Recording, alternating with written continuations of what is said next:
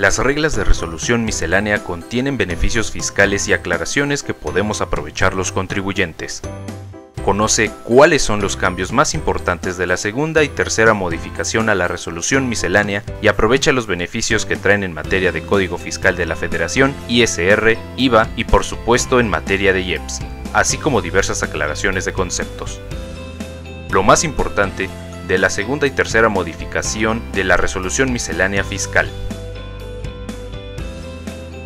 Síguenos a través de nuestras redes sociales.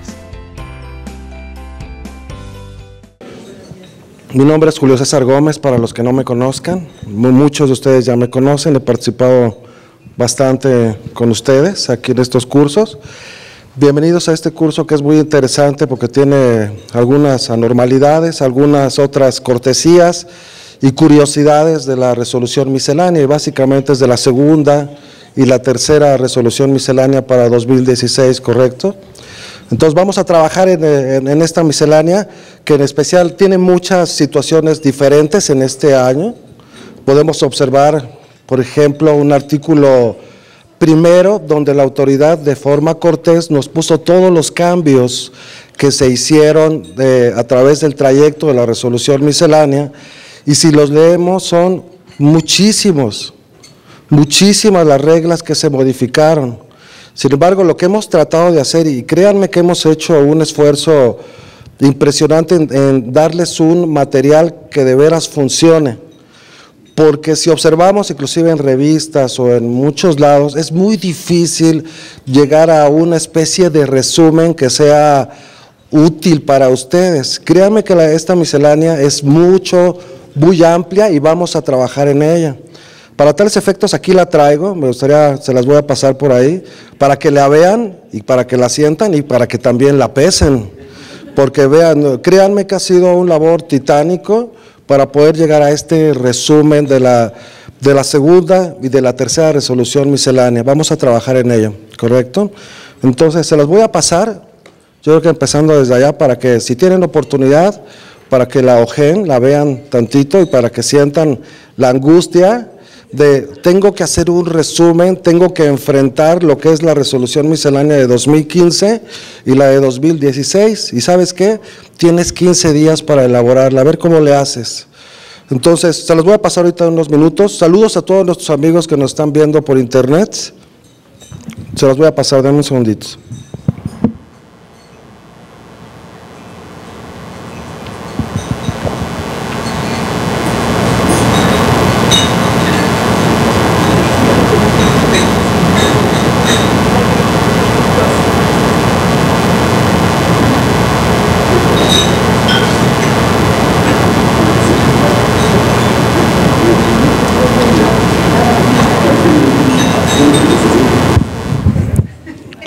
Ok, entonces ahí para que le vayan echando un ojito, ya al final me la entregan porque si la pierdo ya estoy muy encariñada con ella. Entonces imagínense para mí lo que es esto, ¿no? Entonces vamos a trabajar en esta resolución miscelánea. Créanme que estas publicaciones han sido bien complicadas, hay muchas cosas que no entendemos todavía, se modificaron varias situaciones, varias palabras dentro del glosario, porque ahora ya no somos Distrito Federal, ahora ya somos, ¿qué? Ciudad de México, ¿no? A partir por ahí un decreto presidencial de por ahí del día 26 de enero de 2016, y ahora resulta que ya no es salario mínimo, ¿estamos de acuerdo? ¿Lo han escuchado? Ahora se llama UMA.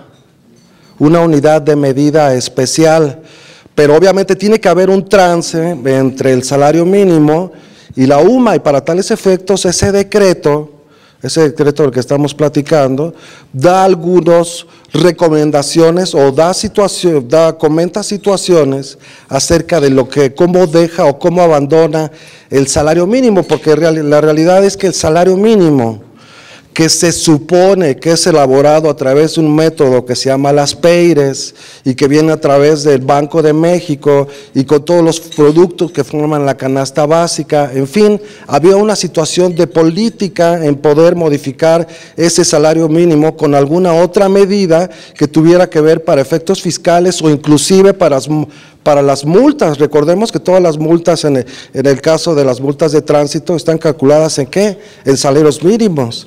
Entonces, si le movían el salario mínimo, se provocaba una problemática desde el punto de vista laboral. Ahora, si le movían al salario mínimo desde el punto de vista de medida para efecto de las multas, también era una situación complicada. Entonces, por eso se buscó otro concepto, una unidad de medida diferente para poder evaluar ese tipo de situaciones. En fin, ahí traigo también el decreto, no está incluido ahí en su material, pero traté de hacer un resumen que más a ratito se los voy a proyectar para que ustedes conozcan qué viene en ese decreto, por qué se hizo, cuál es la razón de ser, en fin, razones de fondo. Ahí está un poquito acerca de mi currículum, los que ya me conocen, los que no me conocen, tengo un poquito más de 20 años de experiencia en esta área, trabajé en Mancera, trabajé en Arthur Andersen y ahora soy socio del despacho de SI Asesores. Hasta el final les voy a poner ahí mis datos para que los tengan. Me gusta andar en todas las situaciones también de politiquería del Colegio de Contadores Públicos de México. Soy miembro de varias asociaciones de especialistas fiscales, en donde nos reunimos en muchas ocasiones fuera del país para representarlos a ustedes. Para nosotros es muy válido y muy amigable contar con este tipo de foros, porque yo aquí recibo sus quejas, yo las escucho, las proceso, las guardo ahí en un chip que tengo especial, y ya cuando nos juntamos para poderlos representar ante las autoridades fiscales, créanme que sus comentarios me hacen muchísimo eco y los expongo de alguna forma. Me gusta escribir para Veritas, para Contaduría Pública, he escrito para El Financiero, en fin, he andado ahí haciendo varias cosillas.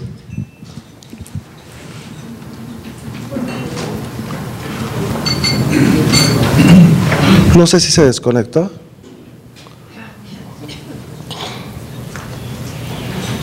Muy bien. Ahora, si ustedes observan esta estructura del material de consulta que lo tienen ahí, básicamente, ¿cómo se estructuró este material? Viene dividido en varias partes. Lo que es, en principio, todos los fundamentos legales, tanto de la miscelánea como de los criterios no vinculativos, como de los criterios normativos también, ahí viene, todo lo que es la fundamentación legal. Es muy importante para nosotros exponerla, porque en muchas ocasiones nosotros como contadores no vamos más allá en ese análisis, simplemente leemos, tratamos de entender y lo aplicamos. Bueno, tiene que haber alguna razón de fondo, si me da alguna carga en particular, porque todos sabemos que la resolución miscelánea, y para allá vamos, únicamente puede darle beneficios al contribuyente. ¿Por qué? Porque no puede ir más allá de la ley. Sin embargo, en el caso de la miscelánea, que hemos trabajado ya desde hace muchos años, y en especial en esta, realmente sí nos está imponiendo cargas al particular en cómo se desarrollan las cosas, cómo debemos hacer los trámites. En fin, si ustedes ven el anexo 1 y el anexo 1A, son muchísimas hojas, donde vienen los formatos oficiales, y para todos, y vamos a ser bien sinceros, para muchos contadores, para muchos es un misterio lo que tiene cada anexo.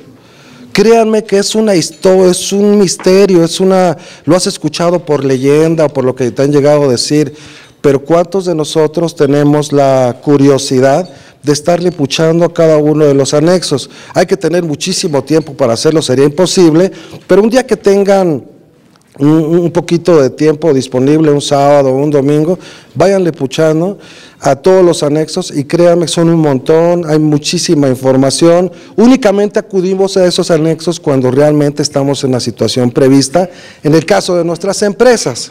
Pero bueno, un día háganlo por curiosidad. Pero bueno, le estaba platicando que la primera parte es toda la fundamentación legal de la miscelánea, de los criterios no vinculativos y de los criterios normativos. Después, ¿qué viene? Las modificaciones respecto a qué, a una primera resolución miscelánea, de acuerdo, que fue publicada por ahí del 1 de abril de 2016. Y después viene una publicación de la segunda resolución miscelánea, que se publicó en el mes de mayo, 6 de mayo, si no mal recuerdo, 6 de mayo, pero que tiene sus peculiaridades, porque en esta ocasión, a través de un artículo transitorio, te menciona que esa resolución miscelánea no entra de forma inmediata, sino que tendrán que pasar ¿cuántos días? 30 días posteriores a la fecha en que se publicó. Eso nos lleva a que sea por ahí del día 5 de junio, cuando todas las disposiciones legales en materia de miscelánea es cuando entran. Sin embargo, aparte de esta acotación respecto del tiempo, en cuanto entra en vigor la segunda resolución miscelánea, hay algunas reglas en específico que inclusive resultan ser retroactivas, o inclusive hay algunas que avientan el tiempo hacia adelante. En fin, todo ese tipo de detallitos es donde los vamos a ver, y hay muchas confusiones. Y yo sé que muchos de ustedes vienen por esta nueva situación de los CFDIs, de la famosa situación de dónde le pongo no aplica, a qué santo le rezo, si tengo que cambiar mi PAC, el proveedor, si me van a dar una actualización, cuánto me va a costar, porque ahorita los PAC es lo que están vendiendo. Te están vendiendo, ¿sabes qué? Tienes que cambiar tu sistema. Será, quién sabe por qué, pero tú lo tienes que cambiar y te cuesta tanto. Vamos a evaluar aquí en esta reunión si realmente vale la pena o es necesario actualizar ese sistema que nosotros para emitir nuestros CFDIs. Vamos a analizarlo. O en su caso, únicamente necesitamos una especie de actualización o ver qué podemos hacer, porque ellos te están vendiendo la idea de que tienes que cambiar totalmente ya tu sistema por otro nuevo sistema de facturación y te cuesta tanto. Aparte tienen otra idea también un poquito dispersa en cuanto a que te dicen que esto va a ser válido a partir del día 15 de julio. Entonces son ideas que se han ido haciendo con el tiempo, pero si nos vamos a la redacción de la propia miscelánea, eso en ningún momento te lo dice. A lo mejor a través de alguna publicación por parte del SAT lo han estado insistiendo. Sin embargo, eso desde el punto de vista jurídico no tiene ningún peso. Lo que pesa es y que pesa bastante es esa carpeta que han ido pasando por ahí. Eso sí es lo que pesa, no lo que publica nada más en la página del SAT, y que tiene muchas cosas que sí son útiles, pero hay otras cosas que no tienen validez jurídica. Otra cosa especial que sucedió en esta publicación de la resolución miscelánea es que ahora se publica a través de anteproyectos.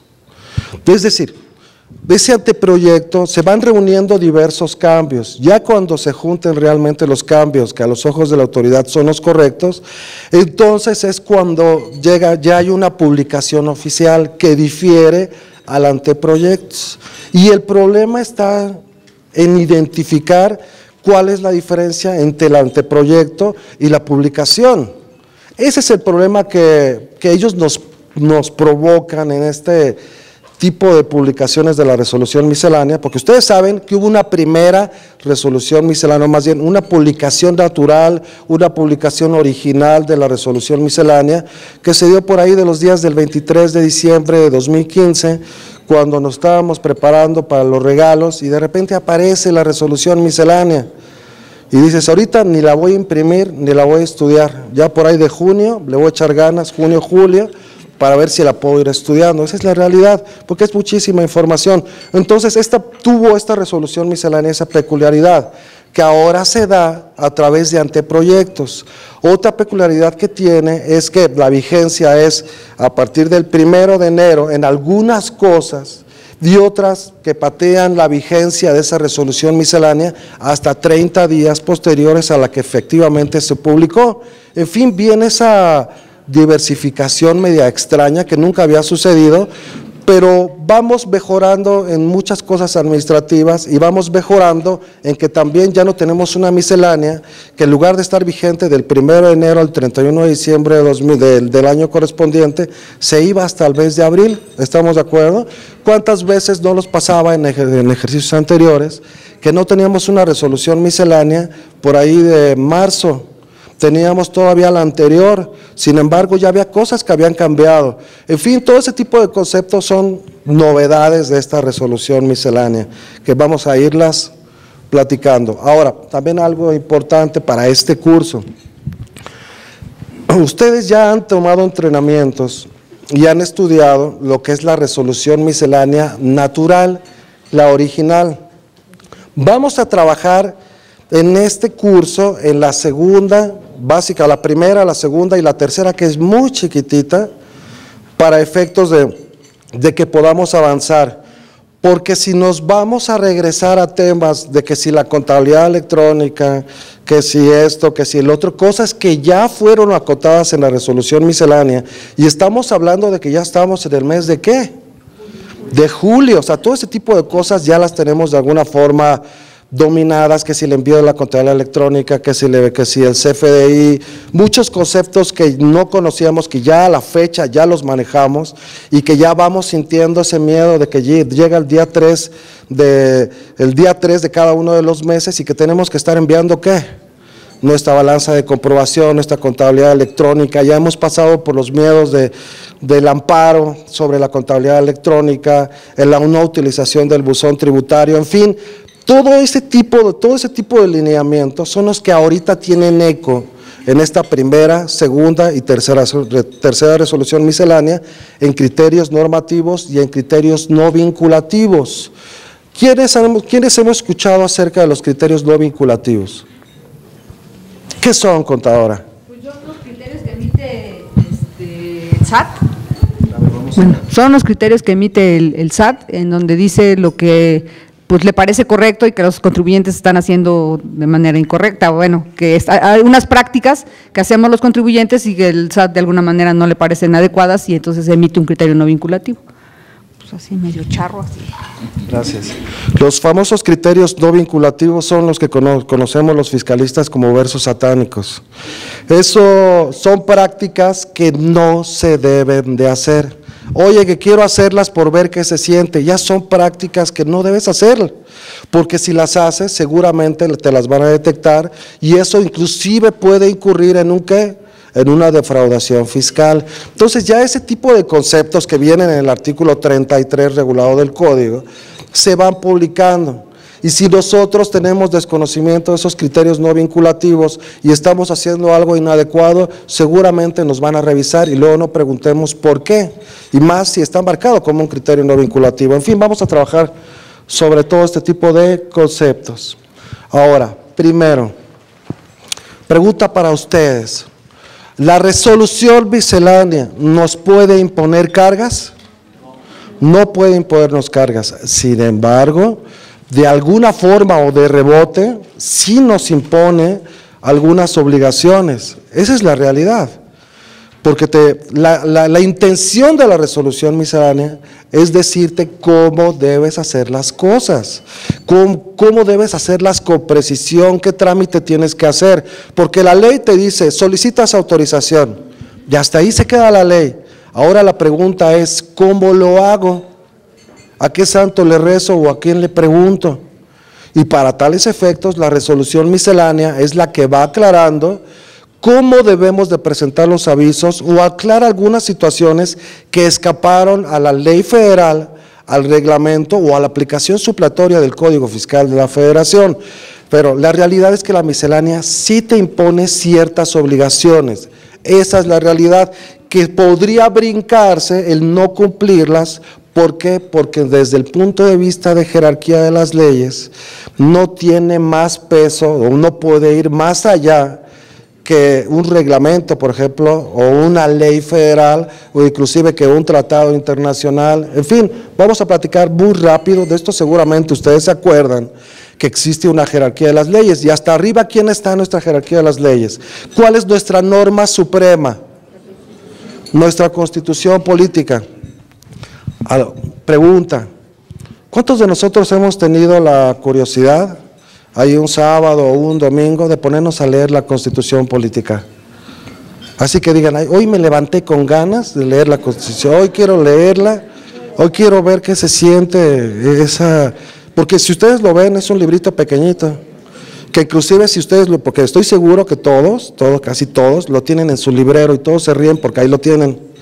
Ahí lo tienen, y aparte es un libro pequeñito. ¿Y saben cuál es su peculiaridad de casi todos los que tienen ahí de esa Constitución? Que está de color amarillo ya la hoja. Obsérvenla y está de color amarillo. Que bueno, ahora los jóvenes lo que hacen, pues ya tienen su app, ya tienen su Constitución política en sus dispositivos.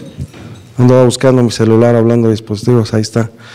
Entonces, esa es la peculiaridad que nosotros tenemos, de que no nos gusta abundar en nuestras leyes. Hay que tener esas ganas de querer aprender. México es un país muy bonito, tienes leyes que poco a poco van mejorando, esa es la realidad. Estamos muy superiores a países latinos, pero ¿qué pasa? No nos los creemos, de verdad.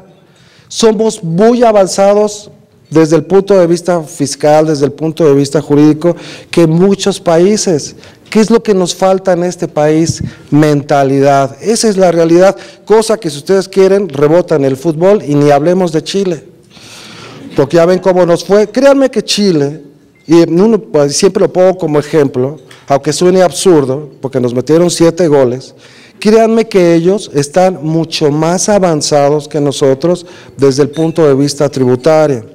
Si nosotros les hablamos a ellos, y lo hemos visto en las reuniones que nosotros hacemos a nivel mundial, y en el caso del representativo de Chile, para ellos, y aparte de que platicamos de la goliza que nos pusieron y todo ese tipo de cosas, para ellos es muy normal y natural el envío de la contabilidad electrónica.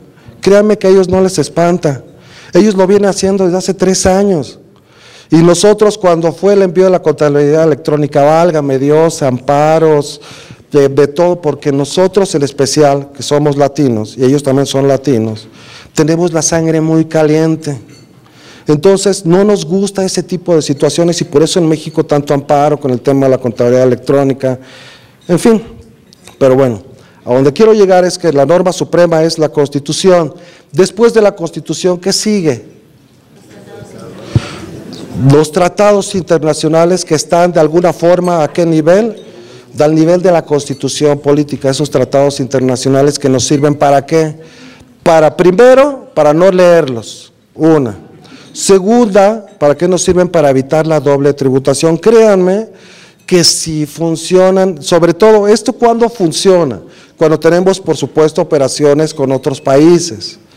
Oye, es que tengo exportación, tengo importación, eso es una situación diferente, eso se llaman operaciones ¿de qué? De comercio exterior.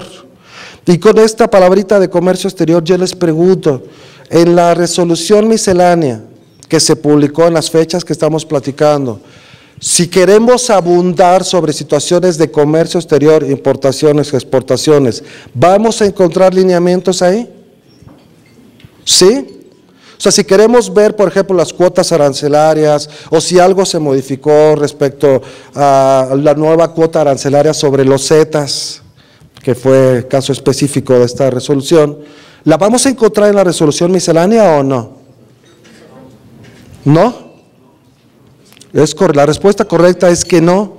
Esta resolución miscelánea únicamente sobre este tipo, sobre impuestos federales que, si usted lo conoce, el impuesto sobre la renta, el impuesto al valor agregado, pero en materia de comercio exterior no lo regula. Para tales efectos hay otra resolución miscelánea, pero en materia de comercio exterior.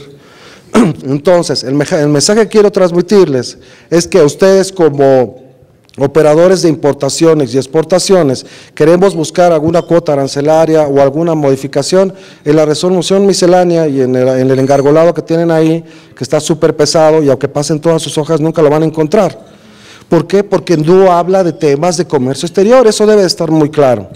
Ahora, después, ¿qué sigue después de los tratados? ¿Qué sigue? ¿Las leyes qué?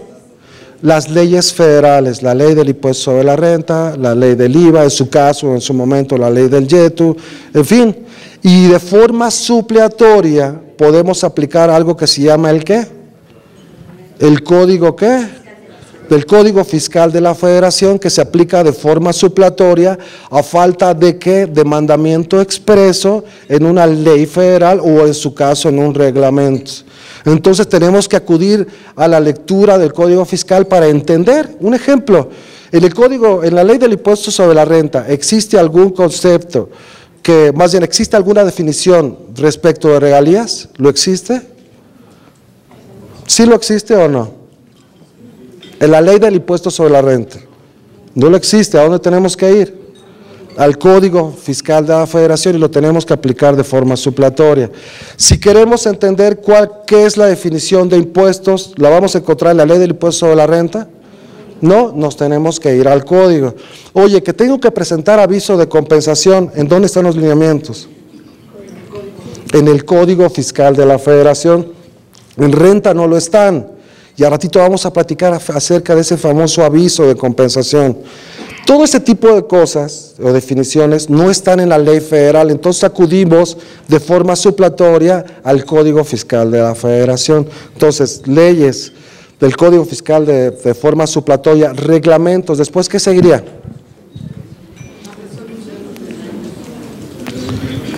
¿Ya seguiría la resolución miscelánea? Ahí está la resolución miscelánea, que es la que vamos a trabajar en este momento. Después de la resolución miscelánea viene todo lo que es el derecho federal común, pero arriba de ese derecho federal común, que son la Ley Federal del Trabajo, la Ley General de Sociedades Mercantiles, el Código de Comercio, en fin, que todo ese tipo de cosas también se aplican de forma supletoria. Hay un concepto que ustedes sí que conocen que se llama jurisprudencia, y esa jurisprudencia no es más que la orden del Poder Judicial para que las autoridades fiscales obedezcan a esa jurisprudencia.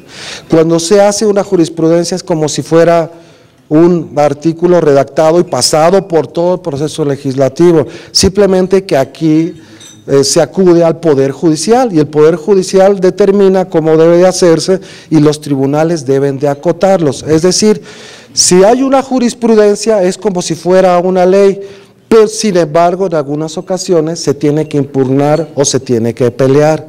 En fin, después, hasta el último, existe un concepto que se llama, ¿qué? A ver si lo alcanza a ver, criterios administrativos, y esos criterios administrativos no son más que dos cosas. El primero, los criterios no vinculativos, y el otro, los criterios normativos, que son diferentes. El no vinculativo es para decirte, no lo hagas. Esto no lo hagas porque si lo haces te voy a perseguir, inclusive te puedo señalar que cometes el delito de defraudación fiscal. Ahora, el criterio normativo es diferente. El criterio normativo es de forma cortés, la autoridad te dice, o es la plática que tienen entre ellos, porque ustedes saben que también hay jerarquías como cualquier empresa, de los funcionarios a otros funcionarios les dicen, esto lo vas a operar así. Y para tales efectos voy a sacar criterios normativos para que tú como funcionario sea tu postura, que tú lo adoptes como tuya. Sin embargo, la autoridad fiscal no puede obligar al contribuyente a obedecer esos criterios normativos. ¿Por qué? Porque pudieran estar, o más bien están más allá de lo que expresa una ley federal o el reglamento o la aplicación supletoria del Código Fiscal de la Federación o del derecho federal común.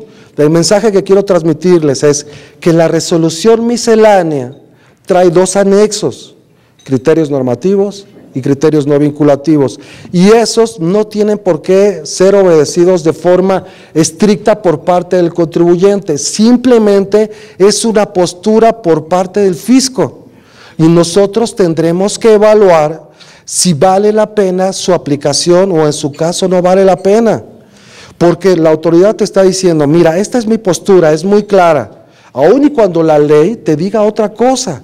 Sin embargo, ese criterio normativo jamás puede ir más allá de la ley. Ahora, en esta resolución miscelánea, inclusive hay criterios normativos que se eliminaron. ¿Por qué? Porque se llevan ya a un rango superior, es decir, al caso del reglamento.